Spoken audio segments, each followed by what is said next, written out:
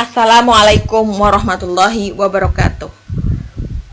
Selamat pagi anak-anak. Hari ini kita akan belajar tema 2, subtema 3, pembelajaran 1, IPS dan pelajaran IPA.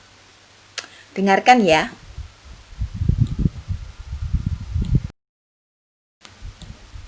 Bersatu kita teguh, bercerai kita runtuh. Peribahasa ini mengartikan pentingnya seluruh masyarakat Indonesia untuk bersatu.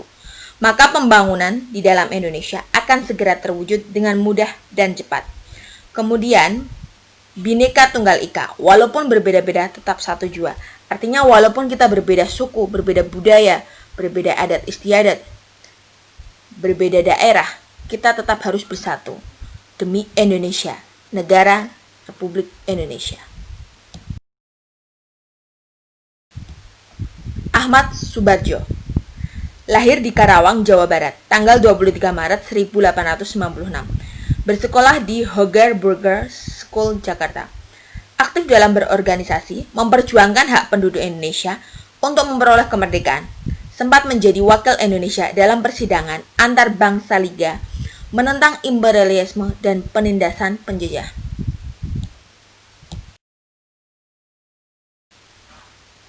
Ahmad Subardjo terlibat dalam peristiwa Rengas Dengklok selaku golongan tua yang meyakinkan golongan pemuda agar tidak gegabah memproklamasikan kemerdekaan. Dia juga terlibat dalam penulisan naskah. Kemudian pernah menjabat Menteri Luar Negeri pertama Negara Kesatuan Republik Indonesia, menjadi Duta Besar Republik Indonesia di negara Switzerland. Sekarang kita akan belajar IPA tentang manfaat hewan dan tumbuhan bagi kehidupan. Yang pertama, manfaat hewan bagi manusia, yaitu bahan pangan. Artinya, hewan-hewan yang biasa dijadikan makanan, terutama daging, susu, dan telur adalah ayam, kambing, sapi, domba, kerbau, dan burung. Yang kedua, bahan sandang, artinya untuk pakaian, seperti ulat sutra, kulit kambing, kulit kerbau, kulit sapi, bisa dijadikan sebagai bahan baju, sepatu, sandal, ikat pinggang, dan tas. Yang ketiga, bahan obat-obatan. Biasanya ada beberapa hewan yang bisa dijadikan obat. Contohnya biawak, kelelawar, cacing untuk tipes ya. Kemudian yang keempat, bahan perhiasan dan kerajinan. Untuk kerajinan, contohnya kerajinan tas itu berasal dari kulit buaya, ular. Kemudian untuk bagian perhiasan, itu biasanya perhiasan di rumah ya, dipajang itu seperti gading gajah, burung, kulit sapi, kulit kerbau, dan kulit kambing. Yang kelima, hewan yang digunakan untuk membantu pekerjaan manusia. Contohnya, kerbau untuk membajak sawah, kuda untuk membantu manusia dalam menjalankan kereta kuda, dan lain-lain. Kemudian, hewan yang digunakan untuk percobaan penelitian seperti tikus, kelinci, domba, lalat buah, nyamuk, dan marmut. Manfaat tumbuhan bagi manusia. Yang pertama, bahan makanan. Banyak makanan dan sayuran yang kita makan berasal dari tumbuhan seperti padi, jagung, ketela pohon, ubi, buah-buahan, dan sayuran. Yang kedua, bahan yang digunakan untuk membangun rumah atau perabotan rumah tangga. Contohnya sengon, ya, untuk membangun rumah. Kemudian, untuk perabotan rumah tangga bisa menggunakan dari rotan.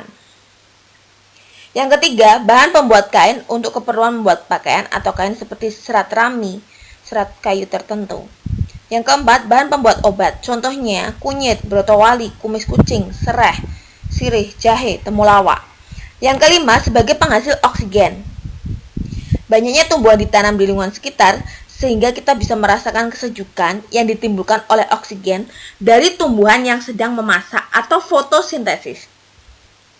Kemudian untuk menyerap karbon dioksida, udara yang kita hirup ini ada yang mengandung karbon dioksida, sehingga karbon dioksida ini harus diserap oleh tumbuhan dalam proses fotosintesis, sehingga udara yang kita hirup ini lebih segar.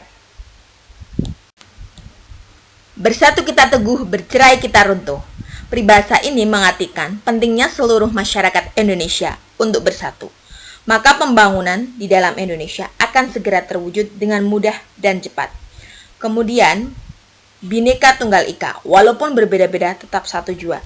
Artinya walaupun kita berbeda suku, berbeda budaya, berbeda adat istiadat, berbeda daerah, kita tetap harus bersatu demi Indonesia, negara Republik Indonesia.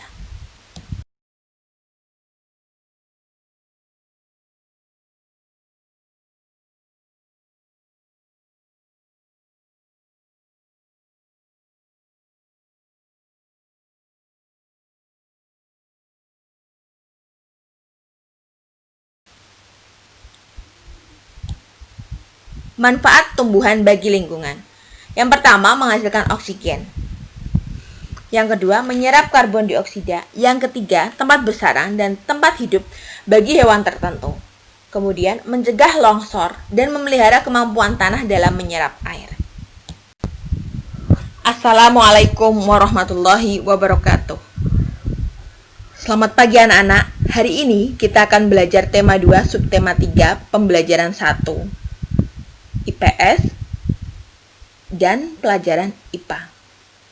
Dengarkan ya.